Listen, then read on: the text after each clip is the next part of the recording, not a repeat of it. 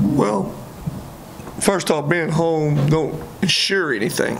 You can't get relaxed because you're back at home, think you're back at home, where we've played pretty well and not be ready to play. But if you're asking me whether I'd rather be at home or on the road, that's the easy answer. And again, Zach was telling me this at my radio show. It's been almost right at 3 weeks again since we've played here. The 29th. So there's been some long stretches. We came out of a 3-game stretch on the road in the league, and being back at home will be good.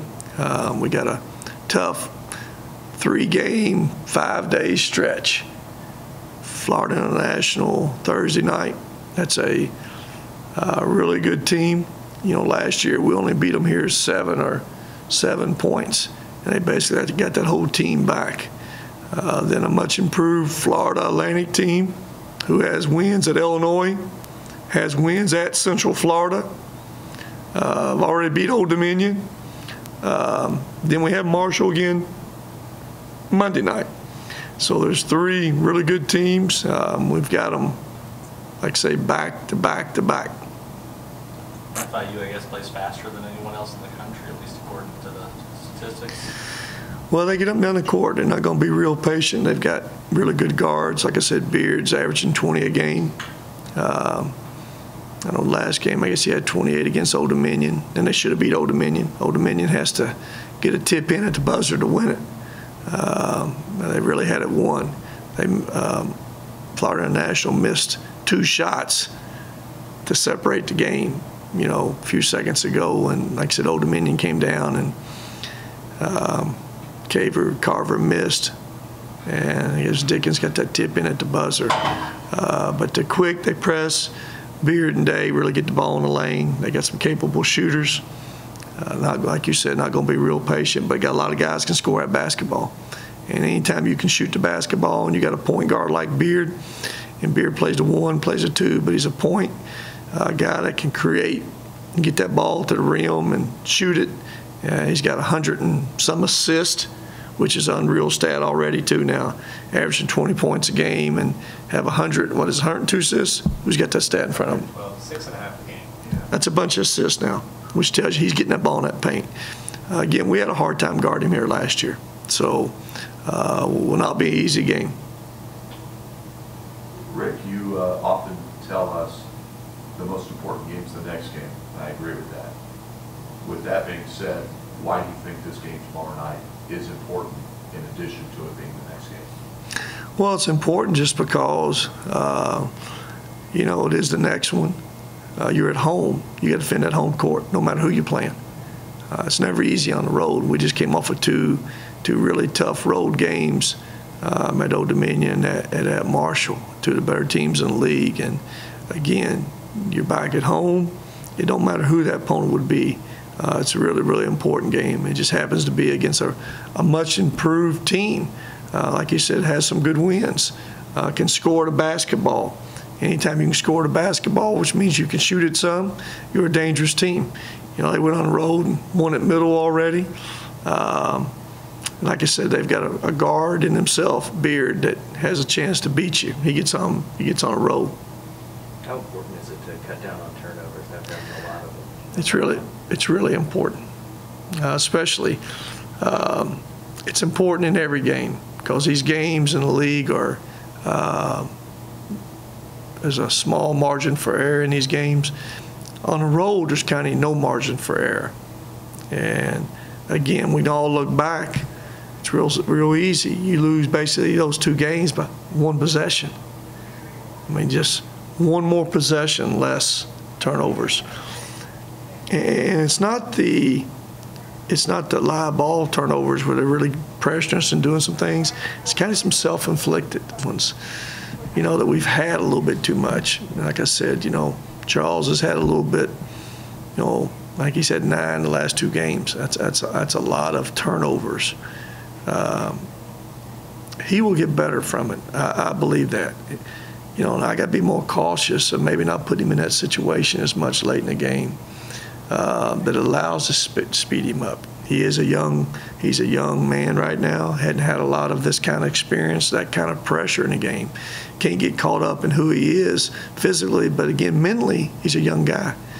And I think that game has sped him up a little bit because he's trying so hard late in the game. Like I said, he had 2 walks against Old Dominion or against Marshall late in that game that, normally probably wouldn't have done as much in the first half.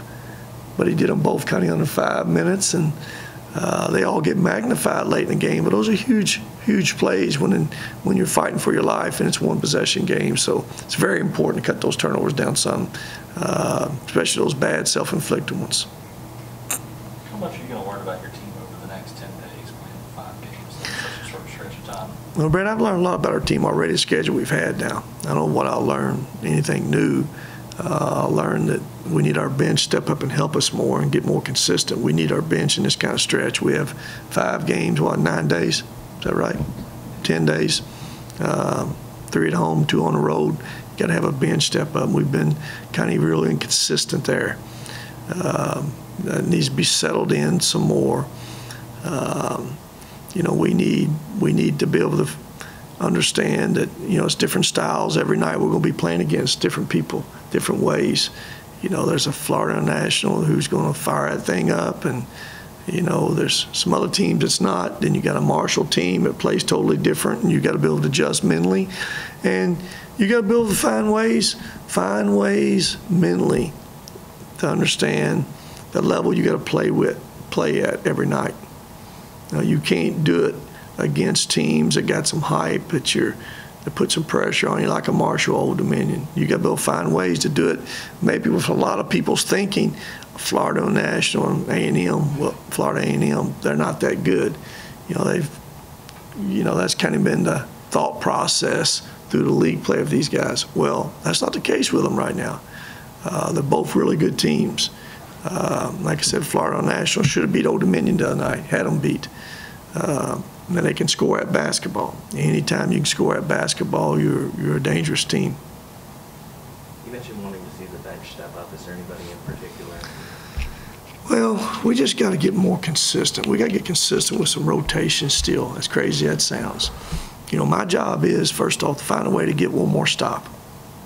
My job is to find a way to get one more basket.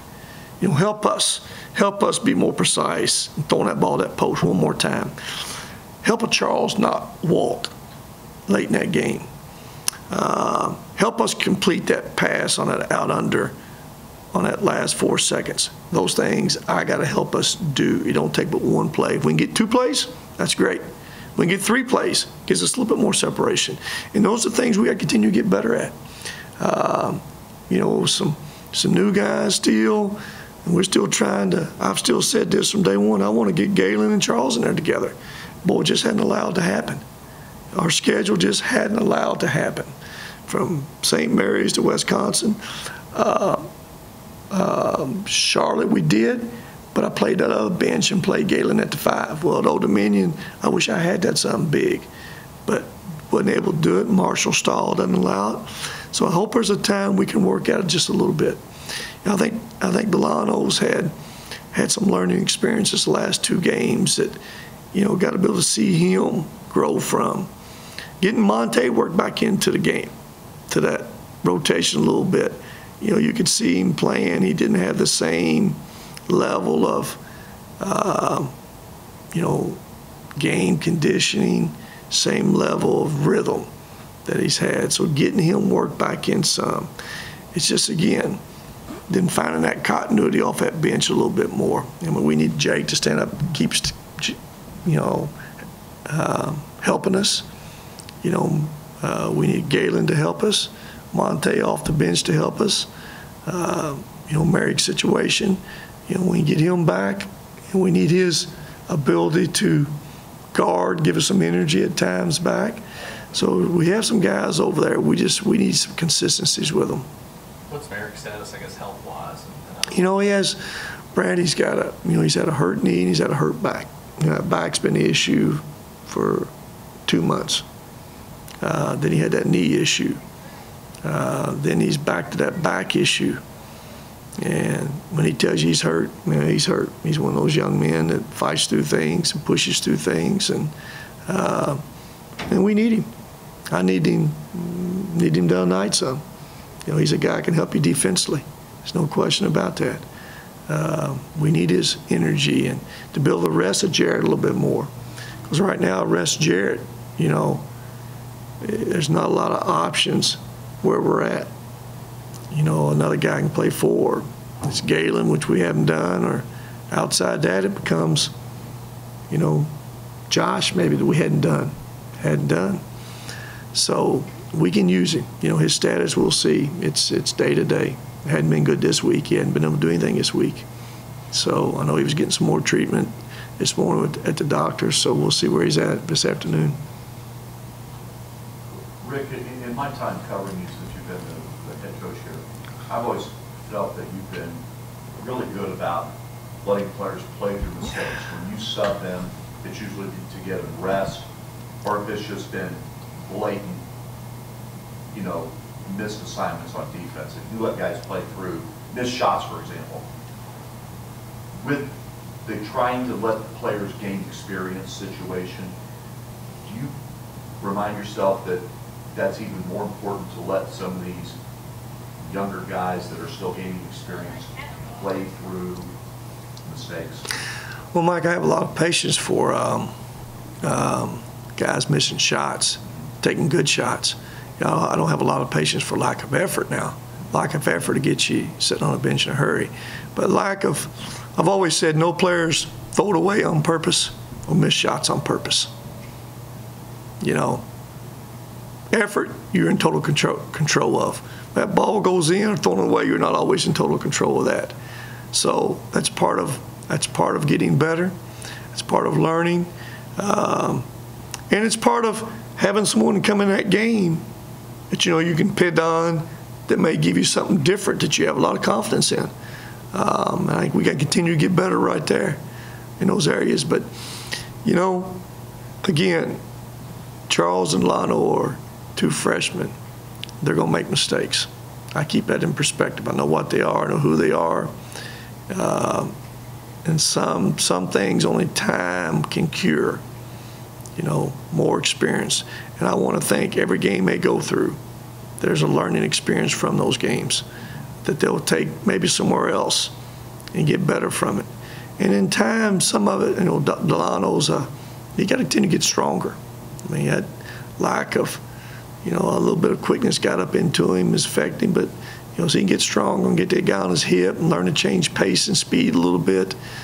He'll get better. But right now, it is what it is. You got to grow up in the middle of the fire. And both of those guys we depend on. Last year you had Monte and Darius that you could play together. I know the other night you played a Delano and Monte lineup for a little bit. Is that something you'd like to do going forward? Yes, as we continue to get Monte work back in, we need that. Give us another good ball handler out there with him. And, we got Tavion the other night, most of the time brought the ball up because they were trying to get into Delano. It gives us another ball handler, another guy can handle it out there. Need to do that.